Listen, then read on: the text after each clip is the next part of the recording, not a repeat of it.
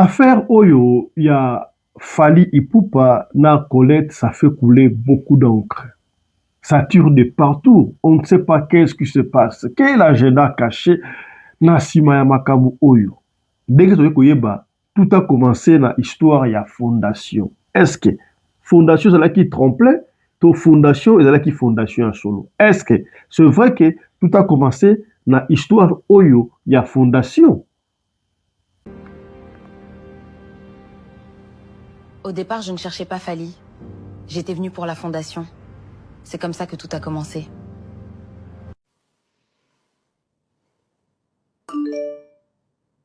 Tu voulais me parler de la fondation, c'est bien ça? Oui. À la base, c'était uniquement pour ça que je voulais te contacter. On parle beaucoup de la fondation, mais j'aimerais aussi apprendre à te connaître, toi. Me connaître comment? Parce qu'au départ, je t'ai contacté pour quelque chose de professionnel. Je sais. Mais maintenant qu'on parle, j'aime bien nos échanges. Fondation, ça reste notre priorité? Oui, bien sûr. Pourquoi tu me demandes ça? Parce que j'ai l'impression que nos discussions deviennent de plus en plus personnelles.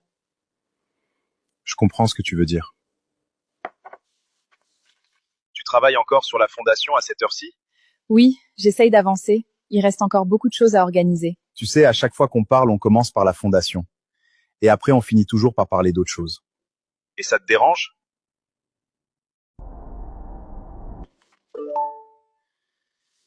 Au fil des échanges, ce qui avait commencé dans un cadre professionnel aurait progressivement pris une dimension plus personnelle, selon le récit rapporté. La frontière entre le projet initial et leur conversation privée devient alors un élément central du récit.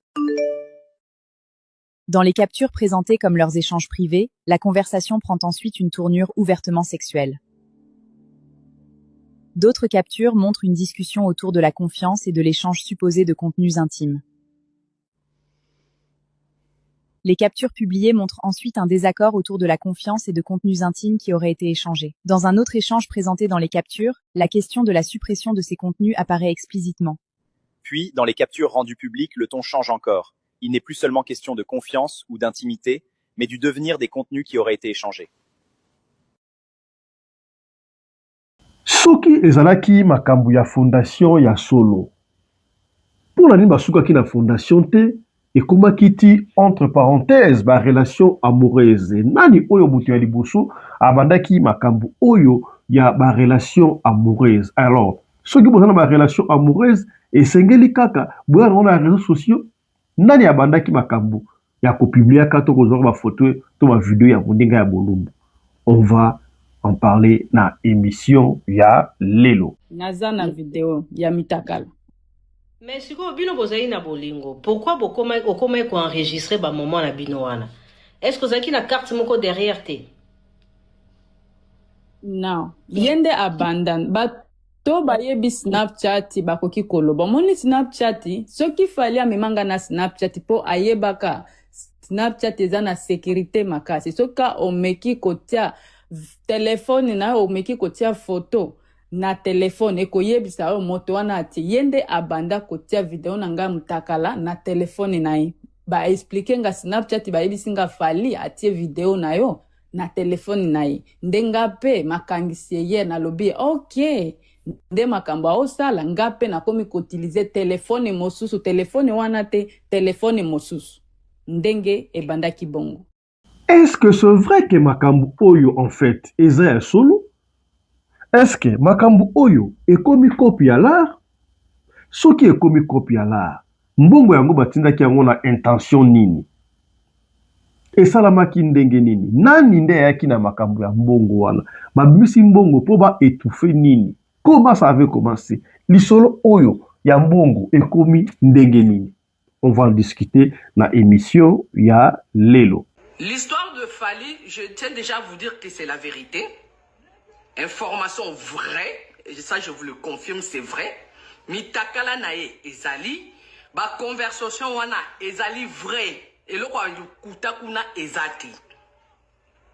Au moment où je vous parle, Danono, Karine, ndozo mona ba GG, ba nabango tu wana ndo mona bazo finga na makasi wana.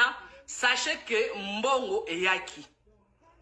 Mutu asali ba transfert, a s'occuper na ba biloko wana ba s'organiser et out mbongo bimi na gouvernement Et la personne qui s'est occupée, il y a retiré Mbo, il y a récupéré Mbo, c'est Israël Moutombo. Écoutez-moi bien. C'est Israël Moutombo. T'inquiète, je le ferai. C'est Israël Moutombo. Il est complice dans ça. Bambongo ebimi na gouvernement. Bakaboli mbongo. Na moto ayaki na mbongo wana azali. Colette azali koloba ke ayaki na Congo kosala passeport. Il paraît fali mutabengisaki aya basalela ye passeport dans 2-3 jours. Ye moko ya kufuta mbongo ya passeport wana pour Colette azwa passeport congolais. Est-ce que Colette azali congolaise to azali motu ya mboka mosusu? Est-ce que c'est vrai d'abord que Fali alobaki na Colette aya pour na akosaya la passeport? On va comprendre ça dans l'émission ya lelo.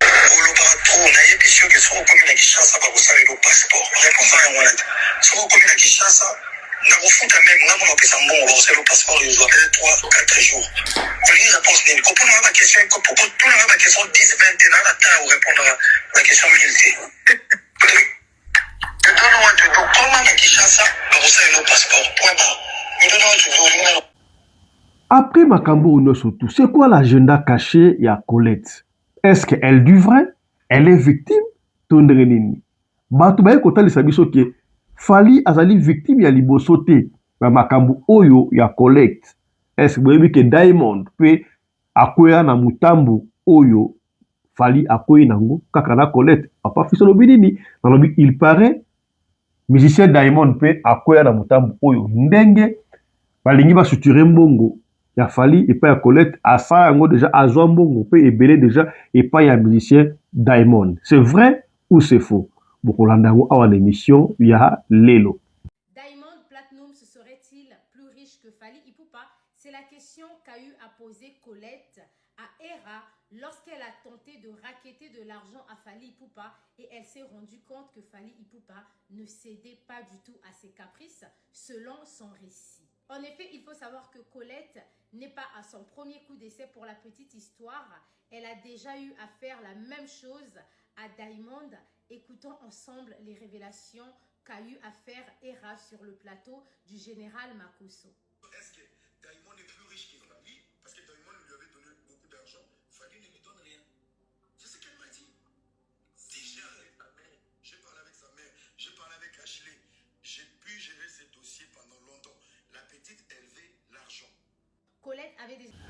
Toloba ezali complot contre Fali Ipupa Aigle. Oui, il faut avouer, Fali Sikaboui azali numéro 1 na musique congolaise, na niveau international, pour ne pas dire numéro 1, il y a musique francophone en Afrique, tout dans le monde. Donc, est-ce que la tentation est bandite? Nanu makambu oyo ya Colette esilite, mama ya bana na ye, Niki Menga, ayekobima, arobi azali susu na zembi yango ya Fali, donc, basala divorce, il paraît, famille Kutu, ya Niki Menga, babimisi, bamikanda ke, il continue d'être marié. Dans le ya Mburamatari. Ceux qui vont continuer à la marier. Et moi, si actuel a fallu, à sa mariée n'a été, et puis si Moutou que soit. Est-ce que c'est vrai que Niki Menga dans la Zemi? Ce gars dans la Zemi. Zemi Zali a fallu, To Ezali a Nani. Et pourquoi ça intervient quand Bakambu Oyo, après Bakambu Oyo, il y a Colette? Quelle complicité, quel complot? To Benga un complot contre Fali, To, qu'est-ce qui se passe? Ceux qui ont des complots contre Fali, bananinde, banana sima ya makambu oyo, toko sole yango awa na émission ya lelo. Niki Menga, la maman des filles de Fali Ipupa, celle qu'on pensait tous qu'elle était l'ex-épouse de Fali, revient à la surface juste après la sortie de Colette. Donc, comme je vous avais dit tout à l'heure, il y avait des informations concernant Niki Menga et sa relation avec Fali Ipupa. Tata Ange Précieuse, pour ceux qui connaissent la blogueuse Ange Précieuse, a été contactée par toute une équipe. C'est-à-dire que Niki Menga a toute une équipe de femmes. Il y a 25 membres qui détiennent des informations concernant sa relation avec Fali Ipupa. Na Kinshasa, makambo ezangaka te, na République démocratique du Congo, makambo ebima kase kobima. Yaya, Papi Kakol, chef d'orchestre, ya Wenge Mesomer, toyebi Papi Kakol, abeti mwasi na ye Linda Mondele degré abeti wana epesi mutuko soya kosakala te. Linda elle n'en revenait plus pas.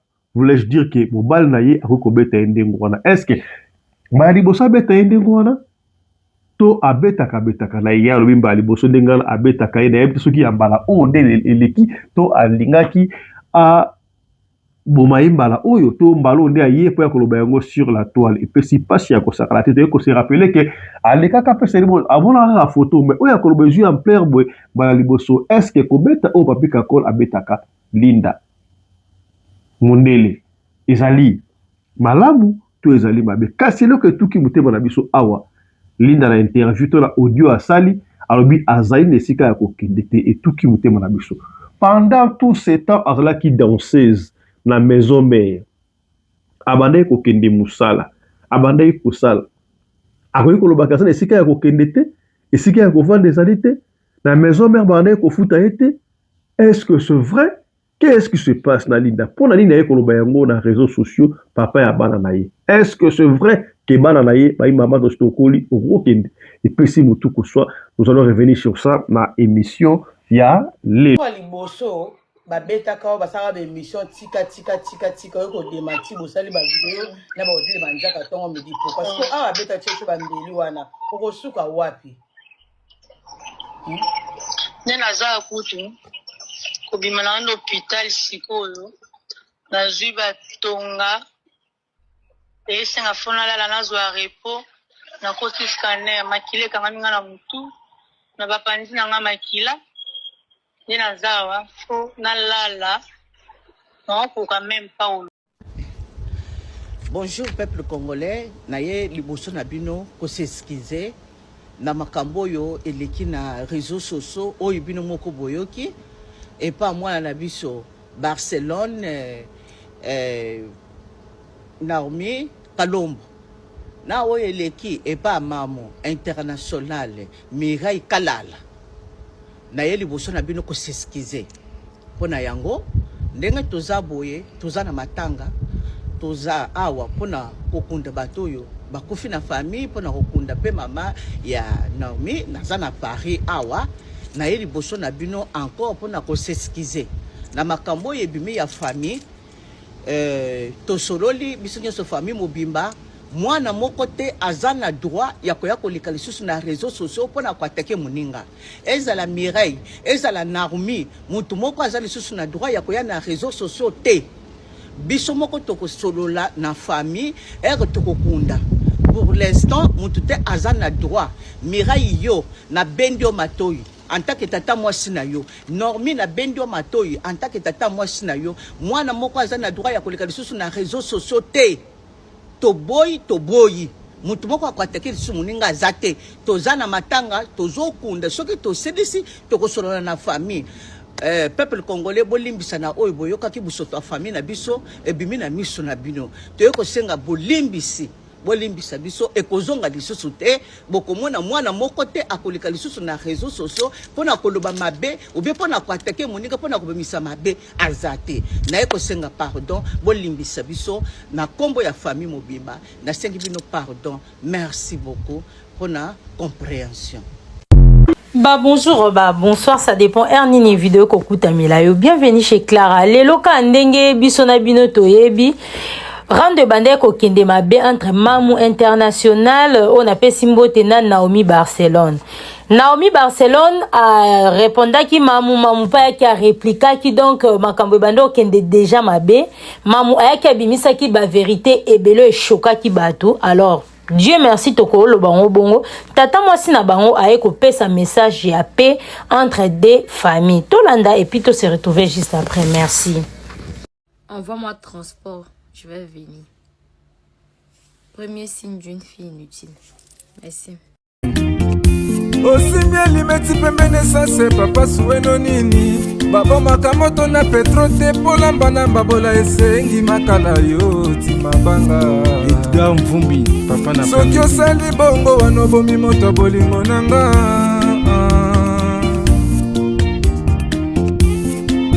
mobali mbinga na mwina ngolo aboya hydroquinone soki ezotambola basheri bazokoya mayanga na retrouve douce tendresse affection epa na yo nasalelo nini mpo ndimake nakupendaka sana shitakwacha pelende wenjoro yangu dans mon cœur tu occuperas toujours la première place.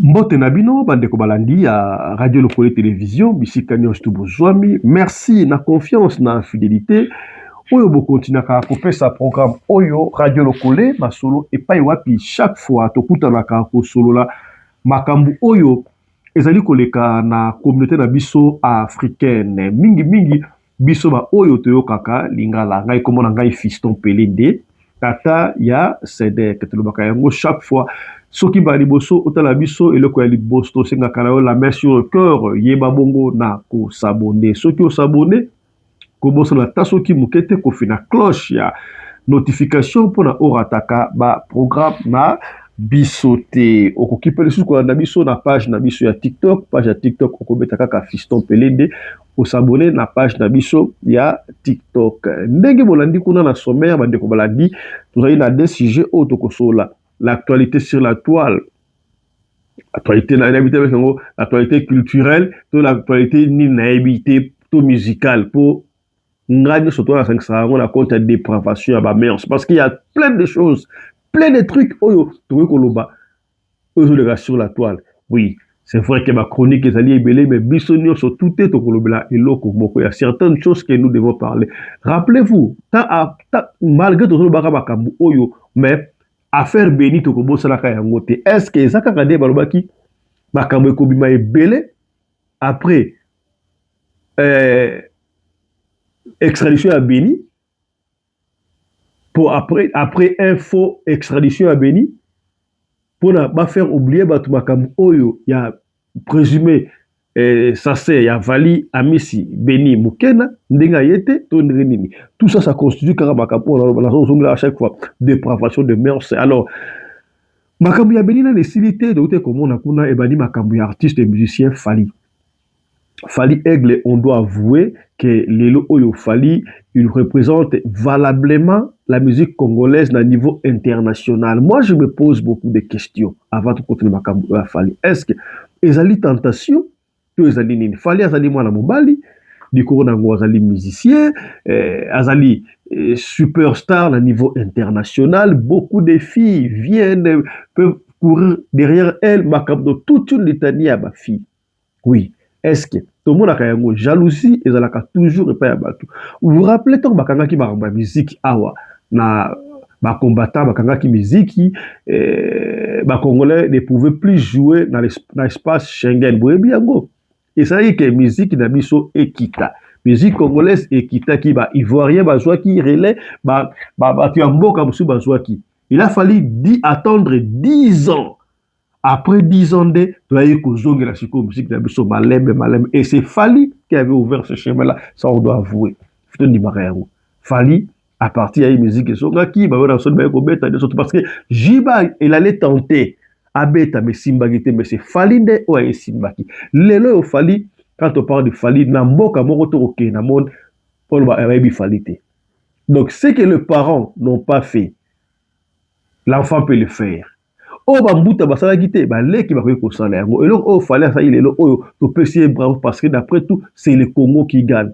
Est-ce que ndenge siko au Congo est récupéré place dans la musique africaine francophone en Afrique et pesi jalousie parce que luka fali na makambute yango ko mabon et pesi mbila ba luka kina makambuno se simbite sikabwe et ko man affaire il y a une certaine dame Colette tout ça Colette tous et console c'est tous voilà ils allaient comme il y a ba congolais je ne sais pas ils allaient ba congolais il y a ba congolais ba utiliser rappelez-vous un grand musicien américain R. Kelly continue de croupir en prison pour ne pas kamuka ya ba fille il faut faire très attention quand tu es menacé quand tu es haï les gens peuvent tout faire pour la kochayo down et tout en anglais moi c'est beaucoup bimi comme on a Colette, tout ça c'est quoi?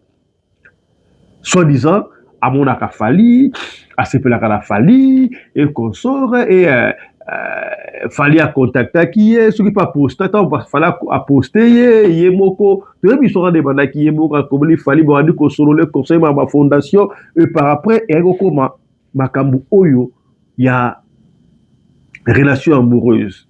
La carte de relation amoureuse, na bangoana, babane continuer dans ma vidéo, il paraît, moi, channel loba, fallait avec ma qui est na Snapchat, parce que Snapchat, kuna soki, au vidéo mutu mutakala au save au enregistrer ngo ekola kisambala moko ke mutu ya save vidéo na yo tango ya mona ki fallait ko enregistrer ma vidéo na ye de tourna si en ce moment ya ba oh ngape na ko sala ndengo wana est-ce que c'est vrai ou c'est faux je ne sais pas vous confirmer d'après Colette Ndengaloba il y a toute une litanie ba solo to concentrer sur côté la bino alors moi je me demande et ça qui est intention.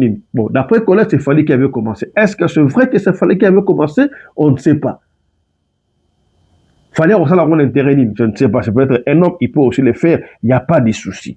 C'est quoi? C'est quoi ça? C'est quel agenda est caché dans tout ça?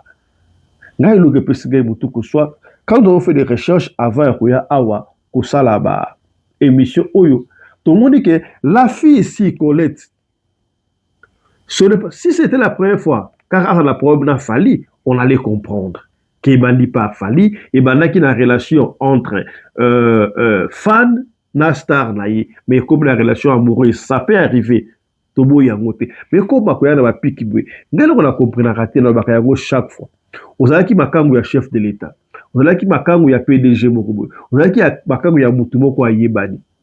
Et que boyo kanite ata tiki na mwana est-ce que ezana intérêt moko okoya koloba yango na réseaux sociaux est-ce que ce koloba yango na réseaux sociaux ne epesi solution oui c'est vrai que réseaux sociaux epesa ka solution na makambo sur en détresse mais makambo sur la humiliation makambo ya koya kwakize za la humiliation parce que mutakotala oh mais moi si oyo ayena makambo na réseaux sociaux ndenge nini ça veut dire que moi si ya malamu te atoka wana mbali wana mobali nini akoya akolinga aya susu na pana yo oyebi que moi si oyo amemaka batu na réseaux sociaux là il faut comprendre tu kotala mais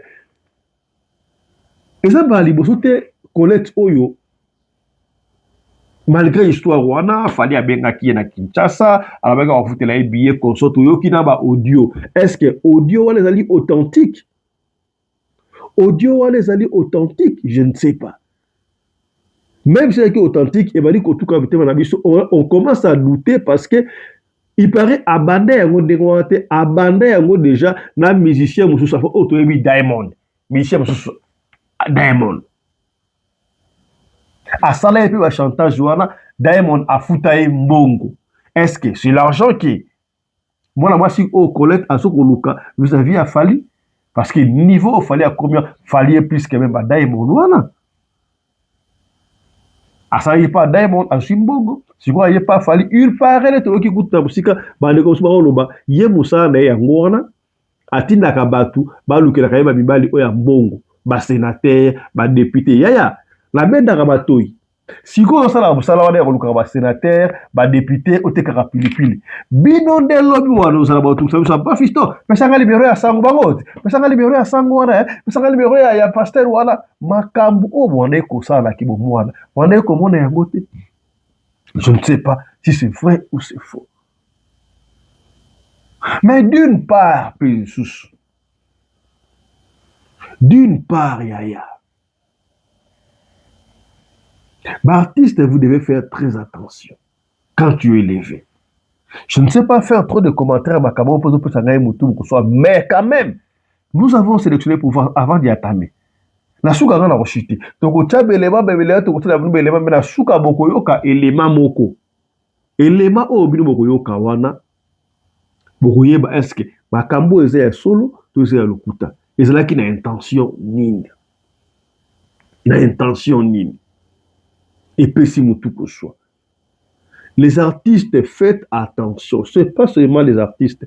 Tout celui qui est connu, même si tu n'es pas connu, aux un niveau mokoboy, les gens peuvent tout faire pour la humilier, pour la ridiculiser. Vous croyez que la musique congolaise est numéro 1 en Afrique, c'est pour la rater. Tant que tu vas la musique, tu vas dire que c'est Combien de MIC babima qui tombe sur le na poto te? Babima qui est belé. Mais ce que ba na sous. Ba on tout nie, ba na sous te poni ni musique congolaise et récupérer peste ngo. Alors, awa to lo makambu ya o ki warrior, o ki muso zarani, o ki golo ate. Eza makambu bwalu bwaji tunga, tozo sauver culture na biso, tozo la ra numéro 1. Te.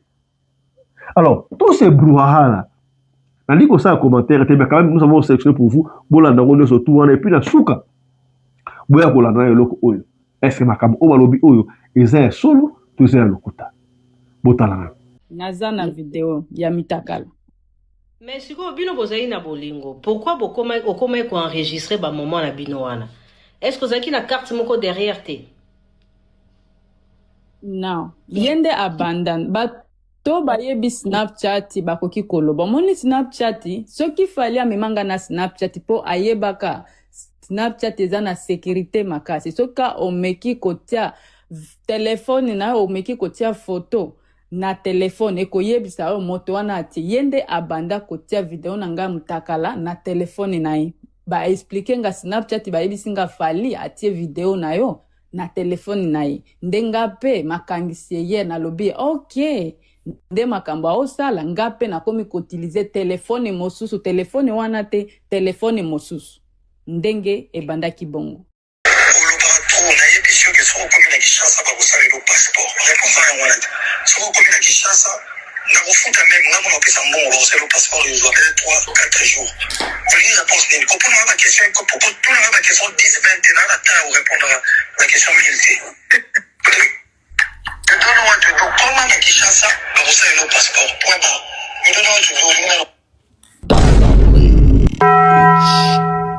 Diamond Platnumz serait-il plus riche que Fally Ipupa? C'est la question qu'a eu à poser Colette à Hera lorsqu'elle a tenté de racketter de l'argent à Fally Ipupa et elle s'est rendue compte que Fally Ipupa ne cédait pas du tout à ses caprices selon son récit. En effet, il faut savoir que Colette n'est pas à son premier coup d'essai pour la petite histoire. Elle a déjà eu à faire la même chose à Diamond. Écoutons ensemble les révélations qu'a eu à faire Hera sur le plateau du général Makosso. Est-ce que Diamond est plus riche que Fally? Parce que Diamond lui avait donné beaucoup d'argent. Fally ne lui donne rien. C'est ce qu'elle m'a dit. J'ai parlé avec sa mère, j'ai parlé avec sa mère, j'ai parlé avec Ashley. J'ai pu gérer ces dossiers pendant longtemps. La petite, elle veut l'argent.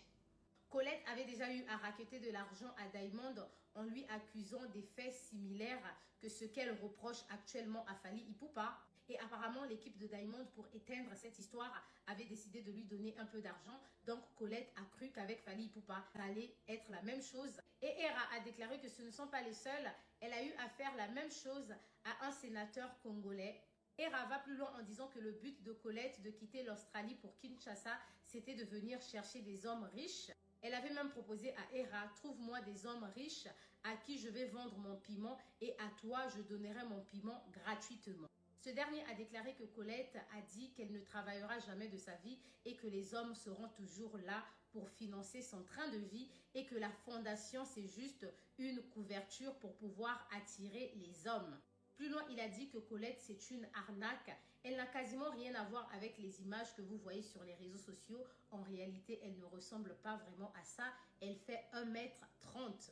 Et elle n'est pas du tout jolie comme elle se présente sur les photos. Alors que Hera déclare que différemment de ce que Colette raconte sur les réseaux sociaux, elle n'est jamais sortie avec Fally Ipupa, mais elle est plutôt sortie avec... La suite sur YouTube chaîne Enisobi.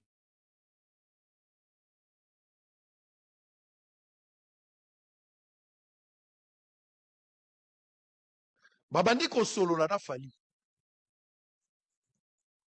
Fally connaît la femme. Sango Lobisa Fally a dit oui, Fally connaît la femme. Il connaît aussi cette histoire que je suis en train de relater ici. Parce que Nazo Bandela, après avoir échangé avec lui, Fally a commencé à parler avec la dame. Ma fan n'enge bakomaka. Mais apparemment, Zagi fan mora VIP. Azo koma, ye pas zolo, bazo koma. Et puis, koma na bango mingi zaka na WhatsApp te. Yo ebi, lelo batobele bazo sela ba Snap, bazo sela mingi ba Instagram. Mais ils ont eu des échanges. Babandi ko solo la, babandi ko solo. na kati ya kosolola na bango Fally était un peu sympa.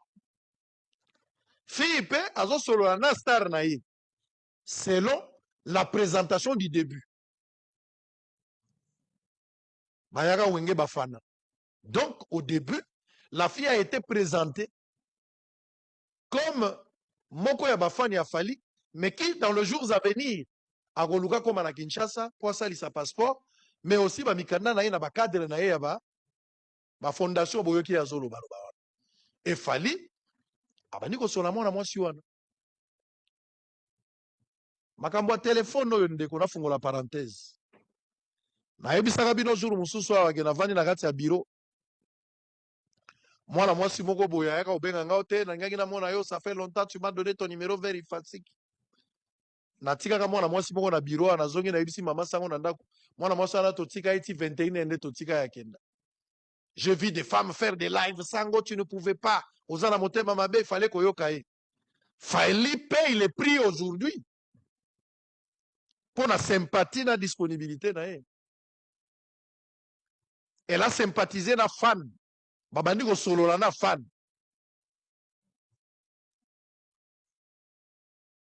Fan ya VIP. Pour ba fan ba keseni. Les choses ont évolué telle enseigne que mwana mwasi wana abandi ko panzana à en croire Fally. Abandi ko panzana. Ba avant c'est comme ko sala. Ba yaka wenge me ba koma ba fan. Bandi ko koma. Ils ont commencé vraiment à évoluer dans ma téléphone, bazo solo là. C'était vraiment une relation entre fan et artiste, mais qui à un certain moment, la femme pour naïe, bah comme moi si na mobile, que Fally ne reconnaît pas. Fally n'a jamais été dans une relation amoureuse dans mon amour. Et j'avais posé aussi dans des conversations à cette femme-là, à prouver que yena Fally baza moi si na mobile. La femme-là était incapable de me prouver. J'ai insisté, mais je n'ai pas eu de réponse. À part ma déclaration, Tokomaki Lokola, moi, Sina Mobali. Mais cette femme-là était incapable de me prouver qu'il y a Fally et Poupa, Bazaraki, moi, Sina Mobali. Nasima Solo la bango. Ba évoluer na solo la. Wane zaka makambo ba photo. Azala ba photo, ba photo ba travaillaka. Au mona mutu pa azala moi, courbe dangereuse, nenge na lubaka. Azala bassin moko biei coïdal de chaîne analyse. Wane za na téléphone. Rota la mutu na Instagram. Oge no tala mutu na Snap. Batu ba mivimbi saka ba ibi nenge ba travaillaka. Elle a donné du goût na téléphone. Bana bazana ndaku makamsu moya ko lobezate. Mais ce qui est vrai, il y a eu des échanges approfondis entre les parties. Biso nyonso mibali tokomaka na niveau moko surtout bana basi oyo biso toza bao marié bana baso bakomelaka biso bakuku batiaka sese babengo kuku. Comment tu vas? Tu vas bien? Tu te rappelles plus de moi? Yo lobi na je connais pas la tindeli yo ba photo. Ouf, moi si photo. Ba photo na pe na kati atindi mususu ozomona blake ah mabe ezali. So lobi je me rappelle plus. Alors peut-être tu as oublié. Il y a de cela 4 mois. Nakendaka kolwezi nazaka la France. Ozoye banga lisusu te. Yebaka numéro nesi bateki. Et puis sur lobby, envoie-moi d'autres vidéos pour avoir. Et ça je vous le confirme, c'est vrai. Mitakala nae ezali ba conversation wana ezali vrai. Et le quoi kutakuna ezati. Au moment où je vous parle, Danono, Karine, ndozo mona ba GG, ba nabango tout wana ndo mona bazo finga na makasi wana, sachez que mbongo eyaki. Mutu asali ba transfert, asokipe na ba biloko wana ba s'organiser et mbongo ebimi na gouvernement. Et la personne qui s'est occupée, il a retiré mbongo, il a récupéré mbongo wana, c'est Israël Mutombo. Écoutez-moi bien. C'est Israël Mutombo. T'inquiète, je le ferai. C'est Israël Mutombo. Il est complice dans ça. Bambongo ebimi na gouvernement. Bakaboli mbongo. Na moto ayaki na mbongo wana azali. En tout cas, bambongo ekabwani pas moins de 10 000 chacun de zo mona bango wana. Tinde bomona ba finga na ba ma bali tout est faux. Et là solo eza kumnate. Tout est organisé pour la botika makamba fali. Yango moni bas et comme il Karine s'est sacrifié ba finga e pour na mbongo. Je vous dis, j'ai des informations ba pesinga sur information ya koko sate sur. Yango moni GG ba Angelica ba sundoli fi wana. Fi yango akomi loko ba sale bongo pona au fait pona ba isoler la fille. Ba isoler la fille, ay ba place au kene na dossier na été, ay ba place au kene na ninte. Bato baza na coordonner ya fille wana s'il vous plaît bokoma. Bato baza na ba nini ba coordonner ya fille wana écrivez, on en a besoin, c'est vraiment urgent, on en a besoin. Lokuta okobunda nana lokuta mutakale fanjo ezali. Oui, eza nullité fanjo. Mutakala ya fanjo ezali. Les conversations eza vrai. Qu'on soit na oba Karine Bazo soit na c'est faux et archi faux. Oya kondimanga ndimi, oya kondimanga tetalié. Je viendrai expliquer demain. Babandi jab avertissement bandi. Donc, je viendrai expliquer bien correctement demain. D'ailleurs, moi na dano no. On a longwe Chine. Oh ba finga na ba de nyonso bazo finga na c'est faux et archi faux. Karine s'est sacrifiée. Babandi ko planifier, babandi na ko planifier makama migi. Pour votre information. Nani garçon wana soka lo baki abeta, azaki la besoin ya numéro ya mobala kaya adresse à numéro Karine. Anga asbango plus simple pas bakali. Mais bakene ba migi, bakase ke lo kwa migi e vandisa. Lokola e vandicité. Boko doka, zana kuna bloqué awa bolo le ki zengi mwana mbwa. Allez dégage. Voilà. Donc, ndenge ezawana.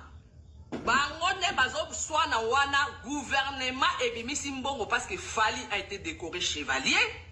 Chevalier ezalaka naba ezengaka ba biloko belé ezaka ba critères. Il faut mutwana za mutu moka ba bonne mœurs. Mutakala makambo fi wana zo sala et directement bazo kozala obligé faut ba longola Fali chevalier. Et ezala lokola ezo baby sa intégrité à mboka. Bah maintenant qu'il enquête parce qu'il faut que maintenant enquête na muto bonibo décorer sur la bonne mœurs. Et ils l'ont pas fait pour Fali. Vu qu'ils n'ont pas fait pour Fali, bah nullita Fali, ils ont bimisa gouvernement la biso ben capable bah crédible était. Donc je vous dis ceci. Badano no so pour même ba bazo soit na ko bokene la binoté. Oh non, c'est de la comédie. Karine, elle s'est sacrifiée, elle a été payée. En tout cas, il a été payé. Pas moins de 10 000 chacun d'eux. Et Israël Moutombo le sait. Parce que Yem Tassali va pona, Yem Tassali va pas bloquer on est belé. Bako finga no mona bazo finga na.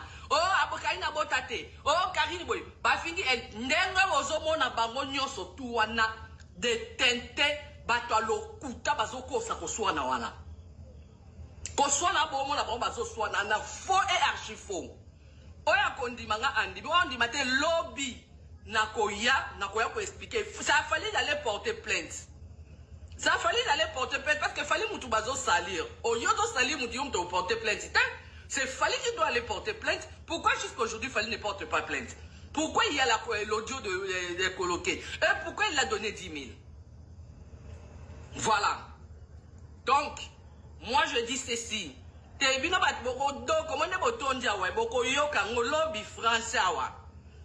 Donc, les vidéos sur Fali concernant la fille Colette, c'est des vidéos vraies. Même les conversations, les audios, ils sont vrais. Ils sont vrais. Il n'y a rien de mensonge dedans. Et maintenant, le gouvernement a débloqué une certaine somme d'argent. Il a donné à nos chroniqueurs, nos influenceurs là soi-disant, pour créer un buzz, pour créer des conflits, des disputes inutiles sur la toile, pour qu'on ne puisse plus parler de Fali, ni de cette histoire avec la Colette. La Colette, cette fille, Non, elle n'est pas innocente puisqu'elle est sortie avec Fali, ça c'est une vérité. Mais elle ne se bat pour la vérité. Et notre gouvernement, vu qu'ils ont décoré Fali, ils veulent étouffer cette affaire. Ils ont déboursé l'argent, ils ont sorti l'argent du gouvernement, ils ont payé nos chroniqueurs, ils ont payé, soi-disant, nos influenceurs pour étouffer cette histoire de Colette. Donc, ils veulent isoler la fille pour que cette histoire puisse se taire. Excusez-moi, tellement je parle vite. Pour que tout le monde puisse se taire. L'écrire en privé. Moi, je vais essayer de lui écrire sur son Snap ou Instagram, je vais essayer de voir. Parce que tout ce monde-là, personne ne va l'aider. L'argent était sorti pour ça. Tout ce monde-là. C'est ça, la fille, elle se retrouve seule. Elle commence elle-même à faire des vidéos pour répondre.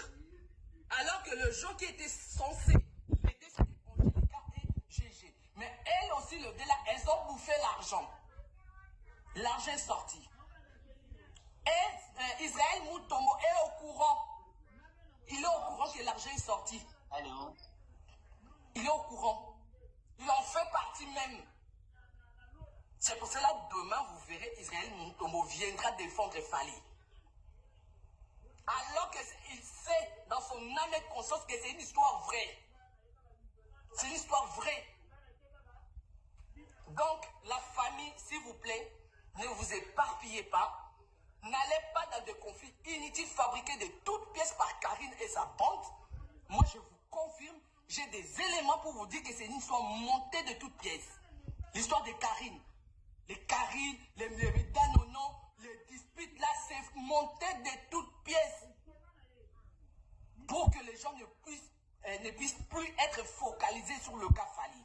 Le cas Fali, c'est une vérité. Fali a laissé sa nudité. Fali a trompé sa femme, ça c'est une vérité. Il a couché avec cette fille. Cette fille, elle dit la vérité. Pour l'étouffer, notre gouvernement s'y est impliqué. Il a sorti l'argent, il a déboursé l'argent, il a donné l'argent à nos chroniqueurs et nos influenceurs. C'est pour cela, aujourd'hui, vous voyez la fille, elle est en train de se battre toute seule, en faisant des vidéos toute seule. C'est pour cela Hera est en train d'insulter tout le monde, est en train d'insulter les Gaulois, à menacer des Gaulois, parce qu'il a bouffé aussi l'argent. Des malhonnêtes. Des malhonnêtes. En tout cas, la personne qui a les coordonnées de cette fille. Sikoyo bolandi makambo ya otala baka makambo tu ekomaka kopo. Ya soko boyi likambo oyo batu batondi wana bazolinga kolobelaka soko landeli okomona ke komi kopo makambo ya mboyo komi na kati. Est-ce que c'est vrai que mbongo ebimaki? Est-ce que c'est vrai que kabolo bambongo? Si c'est vrai, moi je vais beaucoup regretter, à moins que Zaya Lokuta. Et le bata évêque Mukuna. Ce que Zaya so nakole la butu mobimba. Est-ce que le gouvernement comme Moussambon makambo ya moyo? Pour corrompre qui? Dans le et puis c'est un motu ko soya ko sakalate. Siko yoka oyo na moni kisika na moni kisoko ba complot. Ex-femme ya Fali, Niki Menga, c'est une information dont on parle. Il paraît qu'elle est enceinte. Enceinte, c'est pas mauvais. Comme ça, la ex-femme, ya Moutaye Bani, et ça m'appelle. Est-ce que Niki Menga banda yé à Bouana Fali? À son bal, monsieur Souté. Mais évitez, bah, on va tinga ma Fali, na esprit, ça, moi, je ne sais pas. Au comment on a un musicien Songolo? À part musicien wana azana ba papa muso abota bana mususu akotinga baka musicien ba basa ibele notamment muso za la le oso mwana ntuka abota ka la jibete abota na mutu mususu ba lo ba makambo wana te ya fa la ka makambo jibe Niki Menga ye abota na mama bana ya Fali entre parenthèses mama bana ya Fali na kabwana pour Fali ko na mwasi na mususu mais bazongi ça ra kombo na yeka na mama Fali est-ce qu'après Fali ça ra bal mususu ça je ne sais pas. Et on aurait appris qu'elle est enceinte. Mais c'est moi, j'ai Fali. Ah, yeah. Naïbité. Bon, attends, c'est moi, j'ai Fali. Maman, n'a pas écouté la guide pendant qu'il dit, allez, moi, là, c'est mes côtés. Pourquoi amener sur la toile? Pour la SANET.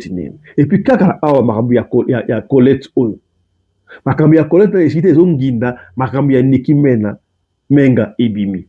Est-ce que bon, on était que les gens veulent clouer l'artiste? na intention nini. Les gens veulent dénigrer l'artiste na intention nini. Est-ce que pas la mission na Congo to la culture ou la ya ko protéger ba patrimoine national. Ya ko protéger le cosa ba artiste congolais. So bozo na mutu oyo aza artiste na mboka na bino aza héros, aza bosala exploit, on les protège. Yaka ba mboka loka Afrique ici, vous allez voir c'est quoi la valeur ya mutu oyo a sala eloko pona mboka. Les lois sont bien Congo pour la Fali. Mais pourquoi est-ce que les gens peuvent être humiliés si à niveau un dégoût ils peuvent savoir tout quoi soit pour ça. Tout ce quoi ça la zème et ça le sur le dé.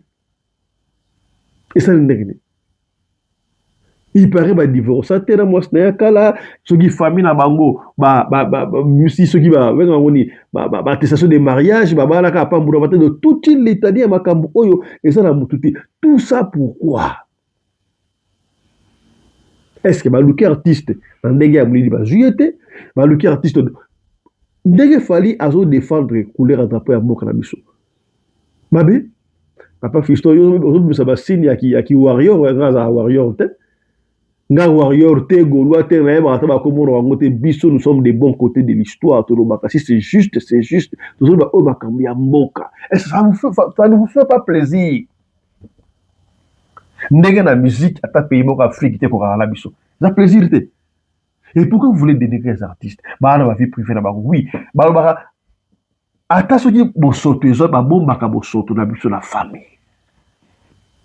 Et c'est la sujet à litiote.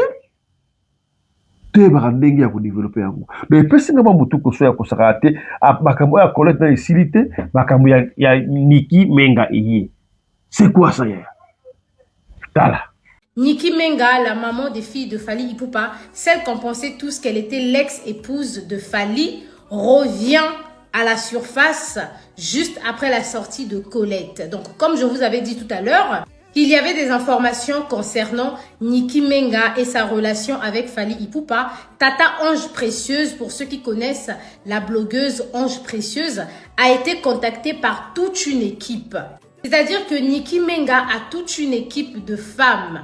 Il y a 25 membres qui détiennent des informations concernant sa relation avec Fally Ipupa. Et ces personnes-là veulent sortir du silence. Et le pire dans ça, c'est que actuellement, à ce qui paraît, ça sera confirmé dans le live mardi à partir de 16 h, Niki Menga attend un bébé de Fally Ipupa. Alors, j'ai été contactée par la famille de Niki. J'ai été contactée à plusieurs reprises. On m'a envoyé le livret de famille disant que Niki est toujours mariée à Fally. Et le fait que l'affaire de Colette est sortie, ça a créé encore plus de remue-ménage chez eux. Tout à l'heure. Enfin, la famille, toutes les informations, vous allez les retrouver sur la page de Tata Ange Précieuse. Demain, on sera dans le live pour tirer tout ça au clair. Moi, je ne sais pas ce que vous voulez de Fally Ipupa, ce que vous attendez de Fally Ipupa pour apporter toutes ces histoires-là sur les réseaux sociaux. Mais qu'à cela ne tienne, sachez que pour les warriors, Fally aura toujours raison. Fally, ce n'est pas un pasteur. Fally Ipupa, c'est un homme, c'est un musicien, c'est un danseur. Il est dans le monde et il fait les choses du monde. Chaque femme qui prend la décision d'avoir une relation avec lui en cachette ou peu importe est tout autant responsable. Maintenant, pourquoi ramener sur les réseaux sociaux? On a dit qu'actuellement, Niki Menga ne se sent pas bien après avoir écouté l'affaire de Colette. Donc, demain, la famille, rendez-vous sur la page de Tata Ange Précieuse. Sur ce, prenez soin de vous et surtout faites attention à vous. Warrior Tokos. Voilà, dans tout ça, makambo ya Fally, je vais citer en disant ceci. Pas seulement à Fally, mais à tous les artistes. Na loba ki on a moi kati kuna mutu nyonso tu o yebana, ato yebana de na niveau moko boye, salaka attention. Ne crois pas ndenge ozalaka wana bato basepelaka na yo po omonaka mwa lipa, mwa nguba, mwa nini. Oza na mwasi ya kitoko, oza na bana ya kitoko, oza na ndako tu vis. Non. Même ceux-là qui sont près de toi. Quand balingaka ote bayaka pembeni na yo pour na intérêt. Priez que votre tentation mususu ekomela bino te. Po mabe tala ba grandiste États-Unis. Ba kota Michael Jackson ko so akufaka te alinga okota. Pona nini? basali et setup complot pour bakiti ba diminuer ça la attention était ya bino autre loba kité tolobi voilà toloba sikoyo makambu ya mwana mwasi oyo Linda Mondele Linda Mondele to Linda Babote Linda Mondele ex danseuse ya Wenge Maison Mère. D'abord na koloba boy Linda aza parmi ba fierté ya ba danseuse na mboka na biso ko République démocratique du Congo. Pona nini to mona ba vie mingi ya ba danseuse so bando compter ba danseuse bana ki danseuse banda ti siko ko mona mukie oyo vi na bango comme stable oyo babala normalement. Soki Linda baza 3 ya zanga la 4 so bana moko ekoza Linda pona ebite danseuse ni na bala na ebite o abalo officiellement misuto ka babala bu ya pas de choix ko bala bango soki baza de Linda za la 4 tout le monde a badassé belé car so e koma bakoma ko la télévision vu la biso za malamu te ata muto alungwa banda 10 ans passés soki a eu problème bako luka leader na ye patron na ye aya ko kunda ye par exemple aya ko soigner mais yo tango lunga ka orchestre oyebaka te ke muto za ka mabe mais lele o Linda akomaki miroir que danseuse akoko mape motu to musicien na danseuse bako bala na pe na miso ya bato emonani ça j'applaudis bravo couple ya Papi Kakol na Linda Babote na kati ya libala bitumba koswana esangaka te bayeba yango tiki bitumba ebomaka libala te mama koswana ezali pilipili munga ya libala oui tomona bayemba yango est-ce que Papi Kakol na Linda Mondele eza couple ya liboso oyo babunda je ne sais pas mais ce que moi je me pose toujours des questions. Il paraît babunda so ba beta kai so babunda ba libele mais ambala oyo ezu en plaire ndenge li na beti o makila ikangami na mutu asali bo to mona basi musukutu mbala beti a piquer crise bakela epe l'hôpital okoye ba pété donc ça on a tout on a qui mais makambu oyo makambu na bino est secret individuel koya na ngona réseaux sociaux moi je ne comprends pas pourquoi ça l'engage que ngai ça l'engage que ngai Linda na ça ne fallait pas la peine ya koya na ngo na réseaux sociaux comme la betio et si kazo yebité et au senga ba divorce ba libélé donc yeah quand tu parles trop tu peux déraper si on regarde le pesi ngai mutu ko soa na ya koloba makambo o Linda lobi mais si est OK na o na ça esika okendete so na esika okende pour donner le pas monter faire le côté so na esika okende mais na kenda Linda. Oui, tu es en détresse, nous compatissons avec toi, tu supporter Papi Kakol, te pour la kubeta, ma beta ka mwasite, ma lobaka.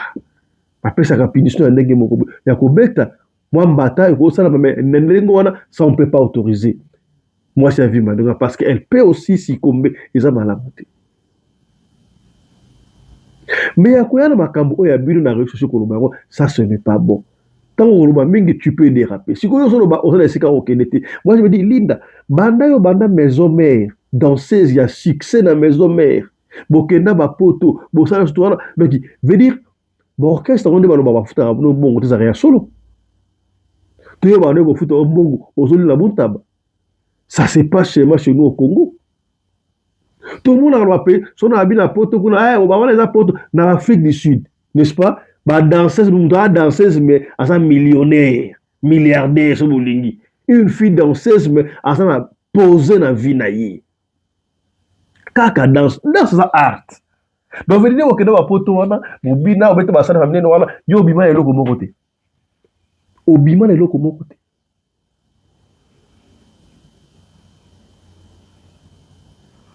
ozeli boboti mwana liboso ya mibale so pe à 4 bana so pe combien wana tisika siko au préféré oya ko exposer mon bale na yo na réseaux sociaux est-ce que c'est juste l'intention donc d'après comme Linda lobby et sali qui est quand même mona Continue à moi, no, à comme danser, et ça, aux semer na éviter, na zèle, dans ma banga, je ne sais même pas ce qu'on dit. Donc, toutes ces années, on a eu dans ces habits qui ont admis l'autre côté. À côté, baba, il n'a pas pu kakol, pour une chose à la langue, il y a ça, il s'est aucun dédé. Alors, ce que tu ne pouvais pas exposer ton mari comme ça. Talisaye, Sambela Kapé, un jour, donc, à vous semble la papa, papa, on a eu, ou abina, papa, Walesa. C'est comme ça qu'on vous apprend de venir à la télé pour la dépravation, ma mère, c'est les pères de tes enfants. Makamon to lo bakano bino na ebité to zarandeni ba do la rali ka me comme la yé pas en série donc c'est comme ni mutita ba ngote. En tout cas moi j'ai pas aimé le comportement à Linda Koya ndengwana ko exposer mon bal na yi on soutient pas papi kokol pour abeti mutu mais asali mabe makasi asali mabe pour ezaba mabolingo beti mbala ye musuku no mbala beti abomiye akei mesikele ka ndonga bobana naye abuki ngutu likolo liboko te akoya ngote assez maîtriser. Mais pourquoi pas? Moi ça m'inquiète. Et comment rapport les kabuke donc réseaux sociaux oh comment nini criminel sombre. Alors moi, je ne sais pas commenter beaucoup de ma musique, non, parce que puisque tout le monde m'a tout, à te fallu, à y a papier qu'on la ligne, c'est parce que tout le monde dans micro, ma dépravation de mœurs, tout le monde ça va tout dans là, y a un tout le bénéfice. Alors, bon talent de va expliquer pour nous, discussion, tout, commentaire, il y a tout et puis nous on vous revient tout commentaire na bango ndenge bazoloba libanga yuchakuma no sekate et puis on vous refait tout là. Affaire violence conjugale du couple Kakol. Sincèrement, lorsque je vois la beauté de cette femme et sa corpulence, comment elle est gaillarde, je me dis seul l'amour peut humilier une femme. En effet, la toile s'est explosée après la sortie de Linda, une ex-danseuse de Werason, accusant son mari Papi Kakol de l'avoir battue. Les images de ces bleus circulent sur les réseaux sociaux. Elle a notamment publié une photo aussi sur sa page, mais je ne peux pas mettre ça ici. Mais lorsque vous regardez ses yeux, vous pouvez voir qu'elle a des yeux vraiment enflés. Vous pouvez remarquer qu'elle a beaucoup pleuré et réalisé en même temps qu'elle traverse une étape difficile.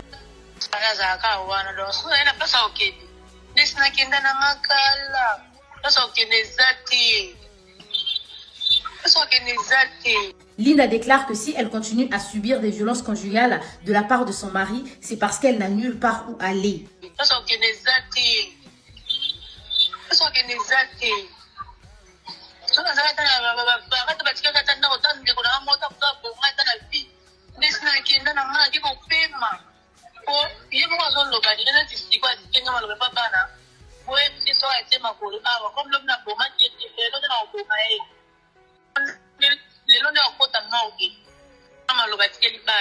Plus loin, elle déclare que personne n'a réussi dans sa famille. Si elle avait même une maison familiale où se rendre, elle allait partir depuis longtemps. C'est triste de voir Linda dans cette situation et de la voir dans ce mariage abusif. Mais il faut savoir qu'il y a quelques années de cela, Linda, comme d'autres danseuses, avait eu plusieurs opportunités, notamment l'opportunité de voyager pour aller danser un peu partout dans le monde avec Werason, et différemment de d'autres danseuses qui avaient fui pour rester vivre en Europe.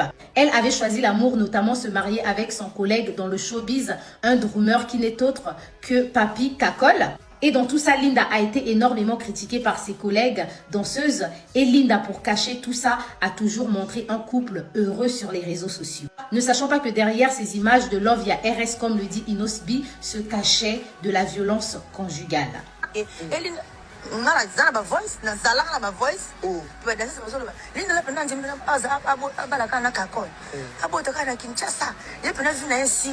je suis à Paris là. Dans cette vidéo-là, Linda parlait des critiques qu'elle recevait de la part de ses collègues et de d'autres personnes qui critiquaient énormément son choix de se marier et de vivre à Kinshasa et d'avoir choisi Kakol comme mari. Linda, dans tout ça, a toujours fait bonne figure. Toujours dans la même vidéo, plus loin, Linda va parler de la violence conjugale. Et le pire dans tout ça, c'est le déni de toutes les femmes battues. C'est que quelque part, elles ont tendance à normaliser la chose et à trouver même des excuses à ça. Surtout, azala pe na ba défaut pa mobile na. Ce qui n'a bika comme tabeta moi si wana kosi. Ils en a battu belé même ma pasteur ba beta rabasi. Moi bela que oh mais pasteur pour na beti moi si boy, moi si pas la goni, moi si pas sanine à koufi. On comprend? Oh Linda, donc tu es consciente qu'une femme peut perdre la vie suite à la violence conjugale. Dans cette vidéo, Linda dit même les pasteurs aussi frappent leurs femmes. Pendant na couple tout attaque fiancé bolinga lelo pe bundi pe ka lelo di bala pe kufi na ngo ko beta ezalango non ko beta ezama be mais elobi te ke kaka ko nde beta moi si bali pe po beta moi si il faut la pas procéder pour mbala beta moi si où tu vas plus. Sincèrement, il n'y a pas de mais. Vous avez écouté ici, elle dit un homme tape une femme, mais il faut aussi regarder les procédures. Elle veut dire qu'il faut aussi chercher à savoir ce qui a poussé l'homme à lever la main sur la femme. Enfin, aujourd'hui, avec toutes les révélations qu'elle a eu à faire concernant son couple, on comprend qu'elle a toujours été une femme battue et quelque part, elle vivait dans le déni. Elle voulait trouver des excuses à son mari. Voilà. Donc, Linda a botama na Congo na Brazzaville. Maman na bango akima na bango bazala na bango misatu. Yito zo denga wini vrai kuma Linda kuma ne wini. Digo papa e so nemba opete pa mbali na ebonga ngaboma ebongo wabo za solution te. Non, maman, biso na Linda tozala kon contact. Soko komini moye pe ajo pe a négligé ka biso. Kontu papa na ye moko a négligé papa na ye. Bon, na yoka soki maman na bango soki pe to yoka sa soki pe maman na bango akufa, maman na bango na donner margina. Lina alongona na Congo ya Brazzaville na biso na 1985 comme ça. Maman na bango akima na bango etc. Chi lelo bazo ka bisusu. Non, est-ce que yoka papa yo ko ta muta famille. Pendant sango ki mwana malinda kuna baimba bomi ko mobali na ye. Mabeto asala bino cho na opembeni. Mais moi, la minute de souffrir. Oh, aboya maman, oh, aboya papa. Le plus important, azna bon moyen. Aboya bébé, on m'a fait riche pété. Aboya bébé ministre pété. Mais quand j'ai fait à moi le yingi. Et aboya bébé, on va faire le aussi. Mais la minute oh yo, de quoi moi le réseau qui n'en pas. Ma bête ou qui m'a rabino, a un téléphone, téléphone, et n'a jamais fait au yingi. Un beaucoup de contact. Pourquoi c'est le là?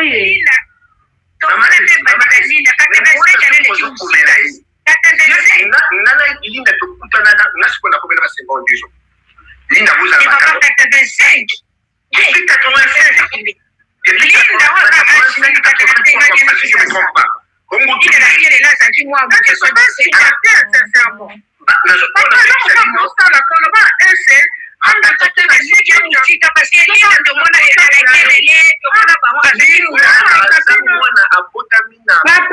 Papa yo tombo no papika kola beti mwana ndeu na bino yo siga papika kola treba on ba age na ye pesa mse pa papika kola yo siga no ka kola no kwa bana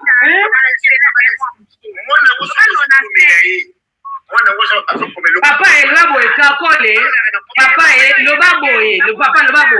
loba boye kakole mwana wana azala ba famille na ye tobwaka ye te azala bandeko na ye kakole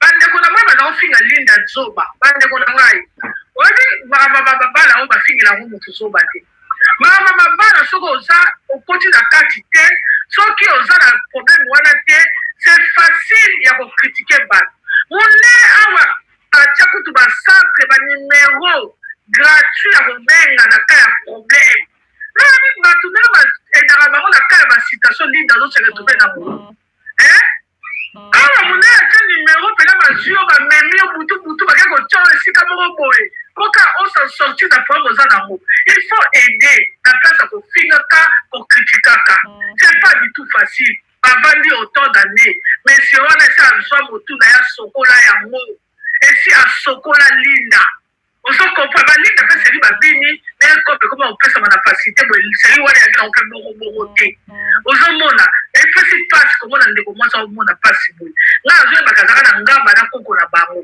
nazokamba lelo babibaka so na citation te seke koko akufa seke lupango mpe ezalaka nango te bo ede ndeko eloko ya liboso linda mpo kosunga eza kobima dabord wana nana bolosike suzoba po soki papi koko nayebi linda koleka linda mpo ayebi ye aprofitaka na mwasi na ye ndenge ayebi ye asomba na motu na ye bokosutuka mpe bobokisaka te linda azongi sutuna ozokomprendre ndeko mwasi mpo bobimise kuna eza facile te mais lokola deja mbala liboso linda ayaka na ye kodefendre mobali babeti makofi ayaka kodefendre banana ayoka coupe na bango mbala liboso linda ya abenga ese na privé mpe aya lisu na live boye asolola alors moto azosenga osecours baza wana azosenga osecours fo koyede ndeko mwasi azala na place azali l'église wana mpo papi wana soki akesu lelo kuna akobeta ye yango wana me mibala toboti oki bana bayebiseni ende na biso esi tokoli alors linda soki olingi omona bakoko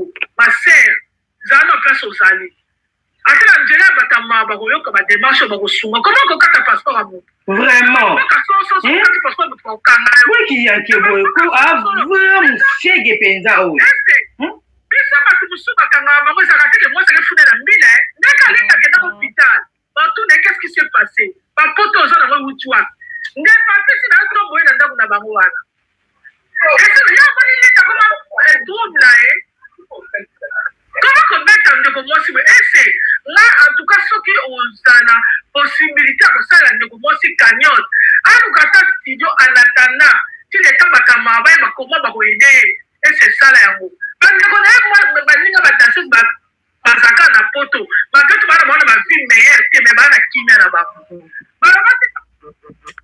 voilà donc ngai oyo ekamwisi ngai donc sikoyo toloba badanseuse nde bakimaka bango na poto bazala na raison mpo eza mosala kobina eza art bakendaka balere tu bambongo basoka basala eloko moko te estce bon wana toyoki kote ya linda estce toyoki papi kakol mpe biso toyokaka nde matoi tokoyoka papi kakol mpe akoloba nini voilà tosuki awa mpona masolo na biso ya mokolo ya lelo mercredi tosuki awa tokotala soki na pokwa la régie va nous faire signe tout dans la live, tout live, on va vous signaler. Mais nous profitons pour nous excuser. Na inconvénient autour de l'école et deuxième émission na biso et ça qui na santé na habité soin kangama qui va enregistrer émission na chose qui était à moi bon tout le monde l'émission il faut pas tenir rigueur mais on va révéler ma solo qui to komi balé mbimba mutako baba po asika ke bembe anoko. On va revenir sur ça dans nos prochaines éditions, il n'y a pas de souci. Alors d'ici là, portez-vous bien. Santé de fer à tous. Chap chap. Et tchana. Et promotion na kati ya cité Aloimo VIP. Terrain il y a 20 mètres sur 20 mètres à 2 minutes na Grand Boulevard à crédit. Kaka na $4,000 ya pambaye. Terrain o eza plat na milieu moko déjà habitable. Disponible, service à construction P disponible. Landa procédure de paiement. Premier compte Oyo Eza na $1,000 PO etikali futa ndambu topé $300 chaque fin du mois aux Amobimba. Avantage Zalinini. Une fois que vous foutez premier compte na yo, vous allez déjà na droit ya ko occuper le pango na yo, ko tia mise en valeur, topé ko sala misala na yo ko concrétiser ba projet na yo. À part premier compte, il y a $1,000, okobanda ko futa kaka $300 chaque fin du mois. Ti okosilisa mbongo na yo bato na kapona nini il faut kozala na lopango contrairement na motuka oyo valeur na yango edimiaka plus mikolo ezoleka kasi lopango valeur na yango emataka sekomata mokolo na mokolo kokisa ba projet na yo immobilier meilleur investissement. Otuni okobenga biso ndenge nini. Joa numéro na biso WhatsApp topé ya bapel plus 243 84 16 78 048.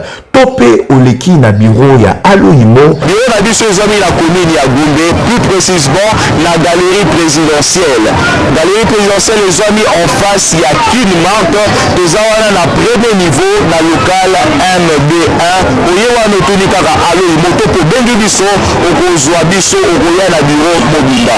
Bokanisi esuki wana teo yoka ba témoignage. Non, l'impression dans terrain très bien. Osimia limeti pembene sase papa sueno nini babo makamoto na petro te polamba na babola esengi makala yo timabanga Edgar Mvumbi papa na soki osali bongo wanobomi moto bolingo nanga